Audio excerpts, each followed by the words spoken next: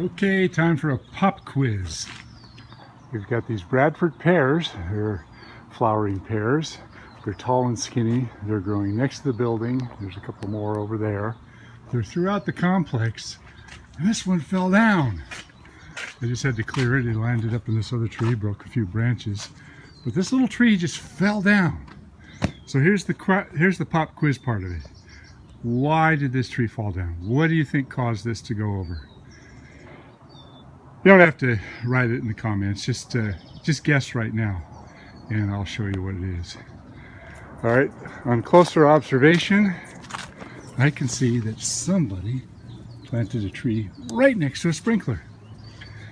And as we have learned in the industry, water that constantly hits the base of a tree, especially a thin bark tree, will often cause basal crown rot, decay, and weakness that will show itself in a tree failure. So the moral of the story is, if you're going to put in sprinklers for a tree or plant a tree where there's existing sprinklers, don't plant the tree where the sprinklers are constantly hitting the base, and in this case right next to the tree. Whilst the root system needs water, the trunk usually is going to go downhill if it's constantly getting wet, dry, wet, dry, wet, dry. And over a few years, we can expect this sort of thing to happen. So it would probably behoove them to look at all these other trees and see if, in fact, there are sprinklers. Oh, look at that. There's one right there. Sort of a bubbler sprinkler, but it means it's constantly putting water right on the wood. So what they need to do is they need to stake it over here so it's not constantly hitting the root. And you can see the roots are starting to be compromised right there.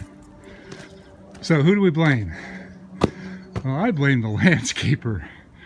I mean, if you think about it, a bubbler is good to help a tree or a plant get started. But if that's what the tree is dependent upon for the rest of its life, putting water on the trunk of the tree, yeah, you can see what happens. So without much effort at all, I was able to break this out of the ground. And closer observation shows not only extensive wood decay on this little tree, but it looks like you've got a termite colony in there. And people sometimes say, well, bugs killed it. No, it's the other way around. Once you have a compromised situation in a tree, a decay pocket or a weakness or a way for the insects to get started, that's when the insects will get in there and do their damage. So what do we got left? Well, it looks like 3 or 4 nice walking sticks now. Pear's nice wood. So what I want to do now is I want to cut from here up, take off a piece of firewood and see how far that decay goes up. So first cut.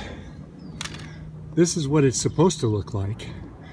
This is spalting. You don't normally see that red color in wood. Spalting is the first signs of decay, and you can see how it spreads over to the edges here and works its way up.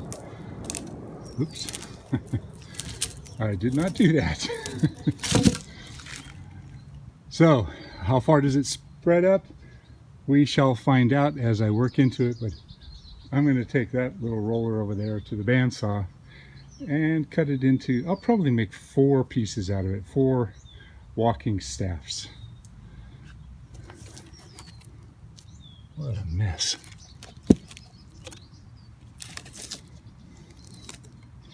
Makes you want to look at all the other trees, doesn't it? Not a big tree, but in a complex blocking the fire road, it became an emergency job for me. So I'm taking a look at the rest of the trees. Not only do they have foliage growing up around the base of them, but it seems like every tree in this place was planted with a bubbler right on top of it.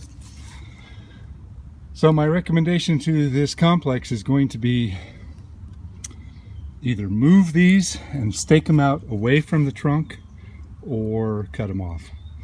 But then the trees will be shorted by water. There must be some irrigation for the rest of these plants, because that can't be the only source of irrigation in here. A lot of parts of the world don't need irrigation, but in California, we do. We live in a desert state. Without irrigation, especially in a hillside like this, everything dies. This is what it normally looks like around here. Hot, dry, desert type environment that they put condos in, bring in water, keep everything irrigated, and wonder why they have problems. All right, here's yet another interesting one. Here's the bubbler, and the tree actually ate it. I can't get it out of there, so it's going into the trunk of the tree. And here's another interesting scenario. This complex is not that old. You can see that the trees are fairly young, so I would put this at about 15 years old maybe. But they planted these trees in these tiny little areas, and whoever chose this tree did not take into consideration that the trees actually grow. So they planted them next to the water meters, and the water meters are now starting to come up. There's a very confined space, and we all know how important sidewalks are. So what happens? Well, sidewalk is starting to raise, somebody comes along, trips on it, falls down. They come in to fix it. They take this section of sidewalk off, they grind off all these roots, and certainly have to grind that big sucker down there because that's going to lift it again. And then what happens next? Oh, well, the trees are growing away from the buildings, are one-sided, take away all the support roots on the side that's important, and they start falling down. One by one, these trees are all going to start to self-destruct. Now, through time, they've had to manage these trees because of traffic and trucks and garbage trucks, so all the lower limbs get cut off and make these tall, leggy trees. These are all Chinese pistache. And Chinese pistache are beautiful trees. They have beautiful fall color. There's a lot of beneficial things to them. But when you try to fit a tree that's wide-spreading into this kind of an environment, you end up with long-term problems. So as much as I hate to top trees and condense trees, I think that what needs to be done in here is all these trees need to be reduced significantly and turned into bushes. All right, are you ready for this one? Here's the kicker. In City of San Jose, because this is a planned community, the permit requirements are entirely different than if you're a homeowner. Because it's a planned community, in order to get a permit to remove a tree, it's over $1,200. And if you top a tree or cut it back harshly, for whatever reason, that falls into the same considerations. So there is a bit of a disconnect here between common sense and city ordinances, and the property is kind of stuck with the decision that some, I hate to use the word inept landscape contractor did, but clearly they weren't thinking about the future of the growth of the trees. You know, they were thinking, okay, let's put something that's pretty. Let's plant something that fills in kind of quickly so the place looks lived in. Let's make it so, let's put fall color in here so it'll make the selling of these units desirable. Never was the consideration for future growth taken into consideration. Now, it could have been much worse, granted.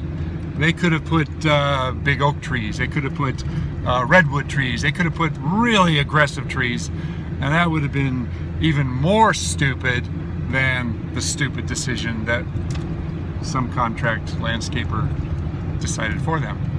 And it wasn't the landscaper, it was the landscape architect. And those are the guys that are supposed to know better. I'm sure a lot of you out there run into the same problem. Common sense is just not very common in our industry.